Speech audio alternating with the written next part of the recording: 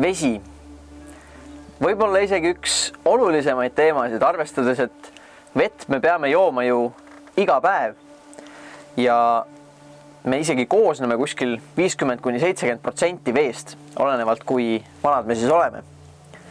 Aga veega õnneks on meil ausalt öeldes võrdlemisi hästi. Vähemalt ei paista selliseid suuri katastroofe kohe kuskil ukse taga tulemas.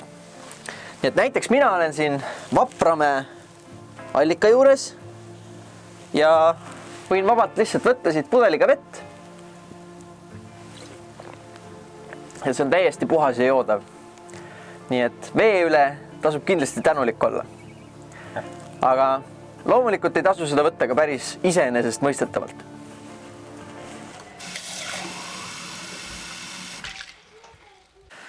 Suurem osa maakerast on kaetud veega, aga joodav on sellest veest vähem kui 1%. Ja siin maismaal tegelikult me peame olema veel väga tänulikud, et meil sajab vihma, sest muidu ei saaks meile seda puhast joogivett siia mitte kuidagi juurde tulla. Ja seda, et sajab vihma, selle osas me peame tänama seda, et vesi on maakeral 3 olekus või põhiliselt siis seda, et on vähemalt 2 olekus, ehk siis gaasilises ja vedelas. Gaasiline vesi, sellega aetakse tihti sassi, et arvatakse, et gaasiline vesi on see veeaur, mida me näeme, siuke toss. Aga tegelikult gaasiline vesi on täiesti nähtamatu ja see on osa pidevalt õhust siis meie ümber. Näiteks kui mina hingan välja, siis ma tegelikult hingan praegu ka välja väga palju gaasilist vett, aga seda näha ei ole. Küll aga võib seda näha näiteks külmal talvepäeval, kus gaasiline vesi jahtub kiiresti maha ja muutub siis sellisteks nähtavateks väikesteks veepiisakesteks. Ja kõrgel taevas toimub siis asi põhimõtteliselt samamoodi. Gaasiline vesi tõuseb soojusega ülesse ja seal üleval ta jahtub maha ja muutub siis selliseks vedelaks veeks, alguses hästi pisikesteks piisakesteks, mida me näeme pilvedena, ja kui need piisad kasvavad suuremaks, siis sajab see vesi vihmana alla. Ma teen teile siia näite ka, et mul on siin pudelis küll piiritus, mitte vesi, aga veega toimib asi põhimõtteliselt samamoodi. Et siin põhjas on seda piiritust natuke näha ka, aga suurem osa sellest pudelist on täidetud tegelikult siis selle nähtamatu gaasilise piiritusega. Ja mis me teeme on lihtsalt see, et me pumpame siia pudelisse kõigepealt õhku juurde, selleks, et teha põhimõtteliselt järgi sellist maapealse ja siis kõrgel oleva õhu erinevust. Nimelt, maa peal on õhk palju tihedam. Meil on siin see hea, sellepärast, et siis meil on hea lihtne hingata, aga näiteks kui minna juba kõrgele mäe otsa, siis on vaja võib-olla hapnikuballoon kaasa võtta. Või ka lennukid lendavad hästi kõrgel just sellepärast, et seal on vähem õhku, siis ei ole õhutakistus ka nii suur. Aga selle vee puhul tähendab see seda, et kui vesi jõuab sinna ülesse, siis ta saab minna niimoodi suurema ala peale laiali ja naljakal kombel just see muudab tegelikult vee gaasilisest olekust selleks vedelaks veeks. Nii et tänu sellele tekivad siis pilved.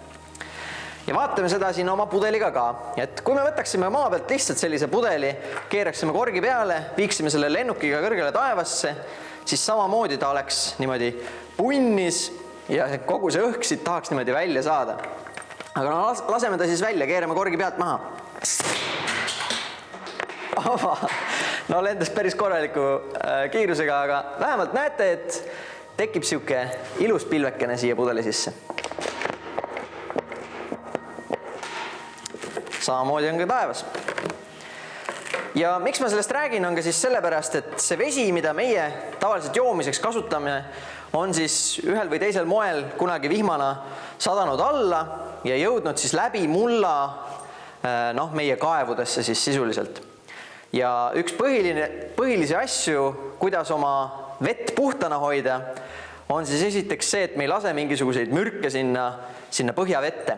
Et me ei mürgita näiteks nii palju põlde või ka ei tegele võib-olla liiga laia ulatusliku kaevandamisega, mis võib ka seda põhjavett ära rikkuda. aga lähme edasi. Üks asi, mis te veega seoses võite veel teha, on hankida endale oma veepudel. Sest et kuna meil on igal pool sellist kättesaadavat ja täiesti head joodavat vett kraanist lihtsalt saada, siis ei ole vaja osta mingisugust mõttetut plastpudelit, kus see vesi sees on.